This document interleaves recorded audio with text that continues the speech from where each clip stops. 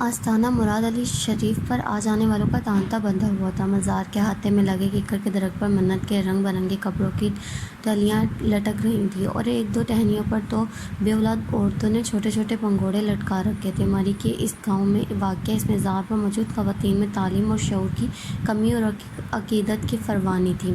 اسی مزار کے صحن میں بنے چبوترے پر شیشم کے درخت کا گہنا سایہ تھا اور میلی سی دری پر بیٹھا سائیں بابا کا سر وقفے وقفے سے جھولتا رہتا۔ گلے میں رنگ برنگے موتیوں کی ڈھیروں مالائیں اور سبز رنگ کا چوگا جو جگہ جگہ سے پھٹ چکا تھا۔ موم کو پتہ نہیں کیا ضرورت تھی یہاں آنے کی۔ شہرزاد نے خوف بھرے انداز میں ٹینا بیگم کی طرف دیکھ کر سوچا، جو مزار کے احاطے میں لگے رکھے لکڑی کے باکس پر اچھی خاصی رقم ڈالنے میں مصروف تھی۔ خواتین کا ایک گروپ سائیں بابا کے ارد گرد گھیرا ڈالے بیٹھا اپنے لیے دعا کرنے کی التجا کرنے میں مصروف تھا۔ شہرزاد کو یہاں آ کر عجیب سا احساس ہوا۔ وہ ٹینا بیگم کے ایک دفعہ کہنے پر ہی ان کے ساتھ چلی آئی تھی، لیکن اس قسم کی صورتحال کا اندازہ نہیں تھا اسے۔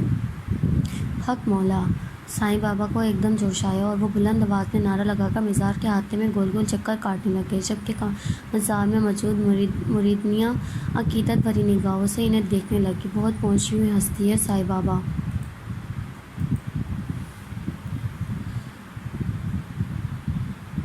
ایک خاتون کا جملہ شہرزاد کی سماعتوں میں پہنچا اور اس نے ناگواری سے کھڑے کھڑے پہلو بدلا۔ موم پلیز چلیں یہاں سے۔ شہرزاد کی برداشت کی حد ختم ہو گئی تھی۔ مسز بخاری بتا رہی تھیں، بڑی معتبرک جگہ ہے، یہاں سے کوئی نامراد نہیں جاتا۔ ٹینا بیگم پسینے سے شرابور موڑ کر بولی۔ اچھے خاصے سرد موسم میں بھی کچھ دیر دھوپ میں کھڑے رہنے کی وجہ سے دونوں کو پسینہ آ گیا تھا۔ مرادیں پوری کرنے والی ذات اوپر ہے، آپ لوگ خواہ اسے زمین پر ڈھونڈنے کی کوشش کرتے ہیں۔ وہ اپنے خیالات کا اظہار ذرا بلند آواز میں کر گئی۔ اتنے سال ملک سے باہر رہنے کے باوجود اس کے عقائد خاصے پختہ تھے۔ سائیں بابا جو وجد کے عالم میں گول گول چکر کاٹ رہے تھے، اس لمحے میں رک گئے اور وہ بڑی سریت سے شہرزاد کے سامنے جا کر کھڑے ہو گئے۔ وہ خوفزدہ ہو کر 2 قدم پیچھے ہٹی۔ یہ سارا ڈھونگ اوپر والے کا ہی ہے پتر، ہم تو اس کے ہاتھ کی بنائی وہ کٹ پتلیاں ہیں جنہیں وہ آسمانوں پر بیٹھ کر انگلی کے اشارے سے چلاتا ہے۔ خود کو اس کے اشاروں پر چلنا سکھایا، ورنہ دنیا تیری ڈگڈگی بجا دے گی۔ وہ اس کے پاس آ کر پرسرار انداز میں گویا ہوا اور بدبو کا ایک بھونکا شہرزاد کی ناک سے ٹکرایا اور وہ بے اختیار پیچھے ہٹی۔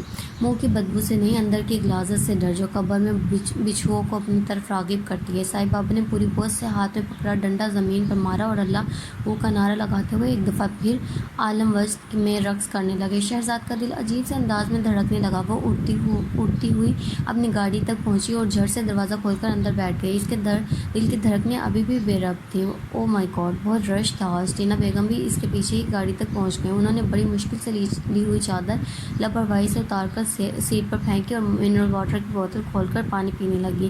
کون سی دعا کرنے آئی تھیں آپ؟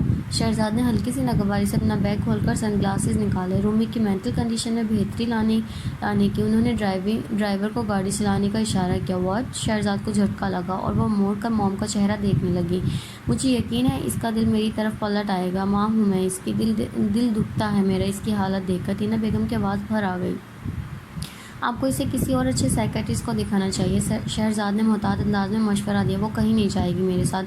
ان کی صاف گوئی میں دل دکھاتی رنجیدگی شامل تھی۔ اوکے، میں کوشش کر کے دیکھتی ہوں۔ شہرزاد نے موم کو دلاسا دینے کے لیے نرمی سے ان کا ہاتھ پکڑا، لیکن انہوں نے اس بات پر کوئی تبصرہ نہیں کیا۔ وہ دونوں جیسے ہی گھر پہنچے تو ایک عذاب شکن مرحلہ ان کا منتظر تھا۔ گیٹ سے پورچ کی طرف جانے والی روش پر 2 بڑے سرخ رنگ کے گملے ٹوٹے ہوئے پڑے تھے اور مالی منہ بناتے ہوئے سارا کچرا سمیٹ رہا تھا۔ یہ کس نے توڑے ہیں؟ ہارون صاحب نے، مالی نے ہلکا سا جھجک کر جواب دیا۔ اس باسٹر کا دماغ خراب ہے کیا؟ آج پھر کچھ چڑھا آیا ہوگا احمق انسان۔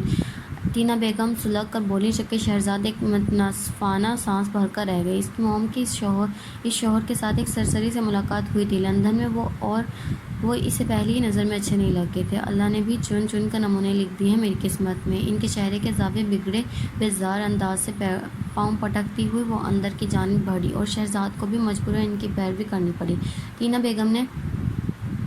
ٹینا بیگم نے جیسے ہی لاؤنج میں قدم رکھا، ہارون رضا مشتعل انداز میں ان کی جانب لپکے۔ وہ شہرزاد کی موجودگی سے بے خبر تھے۔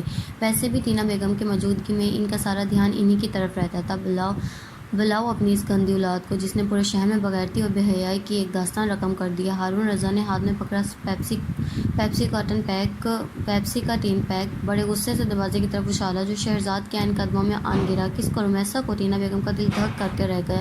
ابھی تو انہیں مزار پر چڑھاوا چڑھائے ہوئے 2 گھنٹے بھی نہیں ہوئے تھے۔ ظاہر ہے وہی ہے تو جس نے تمہارا سکون برباد کرنے کی قسم کھا رکھی ہے۔ وہ بیزاری سے گویا ہوا کیا کیا اس نے؟ دیکھو ذرا اپنی ولگار بیٹی کا کارنامہ۔ ہارون رضا شہرزاد کی موجودگی سے بے خبر اپنے ہاتھ میں پکڑی ٹیپ پر تیزی سے انگلیاں چلانے لگے۔ شہرزاد کو اپنی بہن کے لیے ہارون کا جملہ اور لہجہ سخت برا لگا، لیکن وہ مصلحتاً خاموش رہی۔ کچھ پتہ بھی تو چلے کیا دکھانا چاہ رہے ہیں آپ؟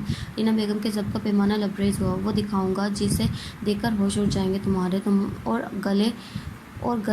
اور اگلے کئی سال تک تم دنیا والوں سے منہ چھپاتی پھرو گی۔ ہارون رضا کے متنفر لہجے میں کچھ تھا جو شہرزاد کا دل بھی دہلا گیا۔ وہ بھی چند قدم آگے بڑھ آئی۔ ٹینا بیگم کی نظر ٹیب پر کھلے فیس بک کے پیج پر پڑی اور ان کا دماغ بھگ کر اڑ گیا۔ وہ لبوں پر ہاتھ رکھ کر خوفزدہ انداز میں ایسے پیچھے ہٹی جیسے کوئی بہت بڑا